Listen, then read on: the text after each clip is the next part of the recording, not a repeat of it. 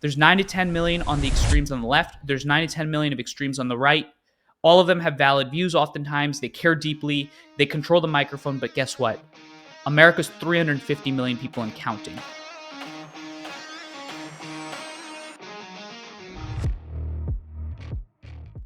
Welcome back, everybody, to another episode of The Hopeful Majority. Today, I have real hope for you at a moment when everyone thinks the country's going to shit. Now, you say, Manu, what is this naive optimism that you got to report? I want to tell you something that you are not hearing anywhere else on any other show, on any media platform. And why is that? It's because I lead a national organization called Bridge USA. We're the largest student organization in the country, helping young people have dialogues across college campuses. And since the tragic assassination of Charlie Kirk, which you can, by the way, the response that we had to that, which was a month ago, since then, there are two data points that I want to share with you. First, we have hosted over 20 different discussions on college campuses from places like San Jose State to University of Missouri to University of Arkansas to Dallas, Texas, students from across the country whose response to that assassination was not deep dismissal. It wasn't righteous anger. It was, let's try to resolve the polarization of the moment. And you might think that's naive, but we're going to dive into that. So I want you to hang on. And second data point, the Bridge USA Instagram. Now, Instagram followers are a vanity metric. I'm the first one to say that. We live in the outrage industrial complex. And yet, since September 11, 2025 to today, when we're recording this show on Saturday, we have had over 34,000 new followers added to the Bridge USA account. On September 10th, the following count was 7.5. Today, it's 42.1 and counting, I think. Why is that important? Why does that matter? It's because there's a new counterculture brewing in this country. And this show, the people that are listening to this, I want you to know that this counterculture is growing across the board. People are exhausted. People are tired of polarization. And most importantly, people are looking for rays of hope, because the problem in this country today is not that we're incredibly divided, because frankly, we've always been divided. The problem, as we often talk about in this Hopeful Majority show, is that we have the loudest voices that are a small minority controlling the microphone while the rest of us just stay quiet. Tomorrow, you're going to hear me on Chris Cuomo's podcast, The Chris Cuomo Project, where Chris Cuomo actually asks me, Manu, there's tens of millions of people that are on the loud extremes. What do you mean it's a loud minority? And you know what I said? There's 9 to 10 million on the extremes on the left. There's 9 to 10 million of extremes on the right. All of them have valid views oftentimes. They care deeply. They control the microphone. But guess what? America's 350 million people and counting. Now, let's say 30% of that 350 million population is people under the age of 18. So let's say you got 200. I'm just pulling that number out of my ass. I don't actually know if that's true, but I think that's approximate. Our target market of the hopeful majority, the people that are trying to build a counterculture of dialogue at a time of discord, a counterculture of people that are trying to have conversation instead of conflict, a counterculture of people that believe that we as human beings, when we work together and talk to each other and actually engage instead of beating each other over the head with stupid comments and rage bait, that we actually build a better country. That counterculture is not only disruptive, but it is growing. It is building. And our target market is 200 million people in this country. What I call not the silent majority, but the hopeful majority. Why am I bringing this to you? These two data points of 34,000 followers added in 30 days and 19 student discussions that hosted an average of about 40 students at each event having really difficult conversations. Why do I share that? It's because there's cracks now in the outrage industrial complex, and the elite, the people in our power centers, and most importantly, our politicians don't want you to notice. The easiest thing we do in this moment, whether you're on the right or the left, is to bury our heads in the sand and assume that the country's going to shit. You know why that's easy? Well, it's easy because we live at a moment where if you're a politician, it is easy to live in a two-party system where you can just have people hate the other side, not even care about what you stand for, but hate the other side instinctually, have them vote, and then have them go to bed. That's not good for our politics. That's not good for the competition of ideas. So I want to get deep into what we're seeing on college campuses. In the last 2 weeks, I spent time at University of Virginia down in Charlottesville, and I was at San Jose State. And by the way, I want to share something with you. We're going to throw up some photos. The San Jose State chapter of Bridge USA hosted a discussion of student leaders. I was there, man. I was there, and I watched it. 35 minutes after the phase 1 of the Israel-Hamas peace deal was signed. And their response to that was, let's have a student forum where people of different views can both discuss the merits of the peace deal, but also have genuine dialogue about the past 2 years of that war and what we do moving forward. Their response and reaction to breaking news was not rage bait content, it was constructive discussion. That is the type of leadership we need. Why is that? We need that type of leadership because we're being exploited. We're being used. You are being used. I talk about this all the time. We think that we're seeing content that affirms our views and affirms our beliefs, and man, it feels great. And man, it feels great to dunk on the other side. But you know what gets lost in all of that? Us.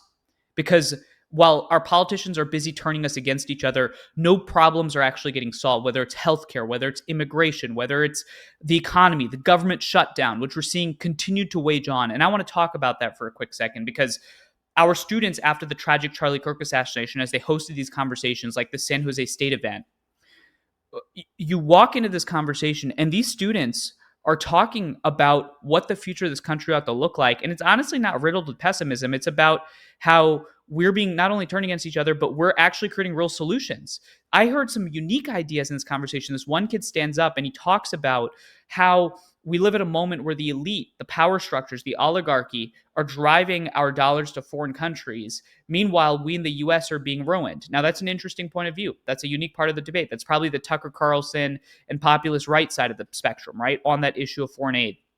Another student stands up from a self-proclaimed Jewish individual that has family in Israel, and they start discussing about their family and their lives and their safety and how they think that the United States is the greatest beacon of hope and possibility, so we need to intervene. Now, you might disagree with one of those views, might have a different view, but the fact is that the views actually were intentioned in a productive way.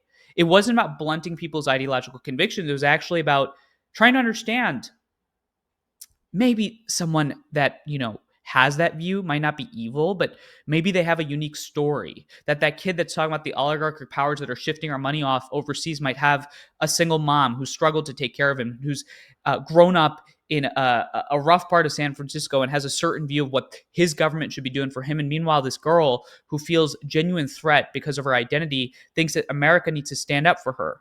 Both very valid views, both human, because human pain and human suffering are not absolute, they're relative, right? Each of us suffers, and we have a story. And you think about the government shutdown right now, where our leaders are holding each other hostage, both to score political points. And to be fair, some of them, you might say AOC, you might even say Marjorie Taylor Greene, you might say someone like Donald Trump. They're standing up for their views because they don't want the other side to steamroll them. Imagine a world in which they didn't feel like they had to hold the government and millions of federal workers hostage, and instead they could actually, have a conversation, get to points of different compromise, understand where they could give and take. The reason why, by the way, they can't do that is because it's not politically advantageous. It doesn't help for an AOC to compromise with a Marjorie Taylor Greene. It doesn't help. It doesn't help for a Marjorie Taylor Greene to say AOC might say something right about healthcare today. Why is that? Well, maybe it's because the people that show up to the polls in the primaries, as I say, the 10% problem. Let's throw up that episode because you should watch that deep dive in the 10%. Again, as I said, the problem is not division, it's the loudest voices. 10% of our electorate shows up in the primaries.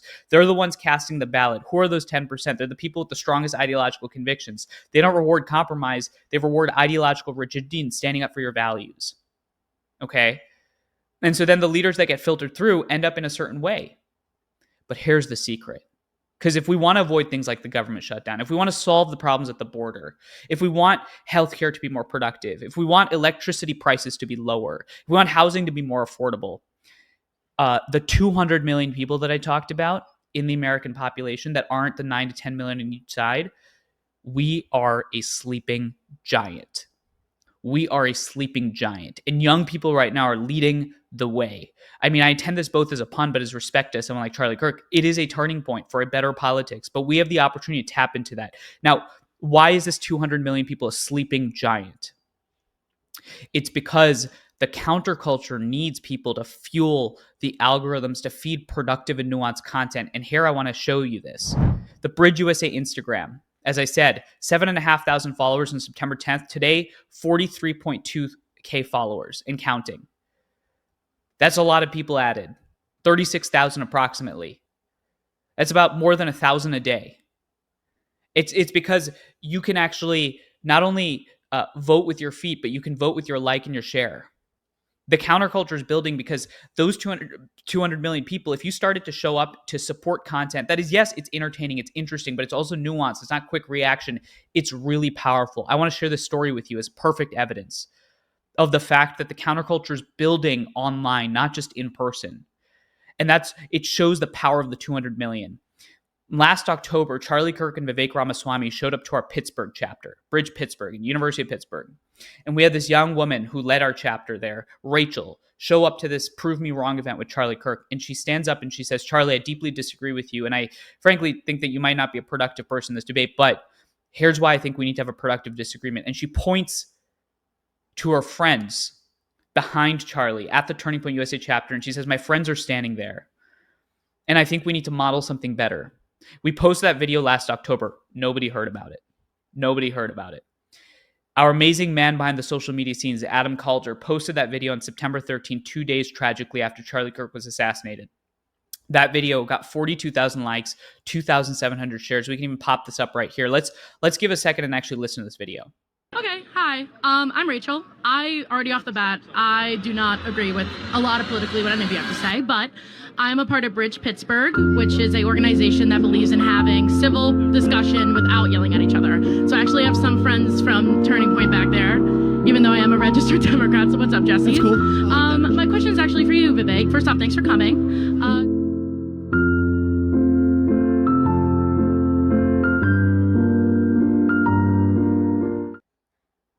Why did that go viral in that moment? Do you all remember that John McCain clip? Do you guys remember that John McCain clip where this woman comes up to John McCain and says, I cannot vote for Barack Hussein Obama. I think he's an Arab or a dirty Muslim. She says something like that. And McCain immediately grabs a microphone from her and says, ma'am, I want you to know that while we disagree, me and Barack Obama, he's a good man. He's a man of faith. Why did that moment go viral? Why do people remember that moment? It's because it was bridging the most unlikely of circumstances. No one expected it. Same way, this video, no one expected that video in the tragic responses to Charlie Kirk's assassination, because I think the American people are exhausted scrolling on their phone, getting hit with 100 pieces of garbage until they get hit with some hope and they hang on and the algorithms now boost it.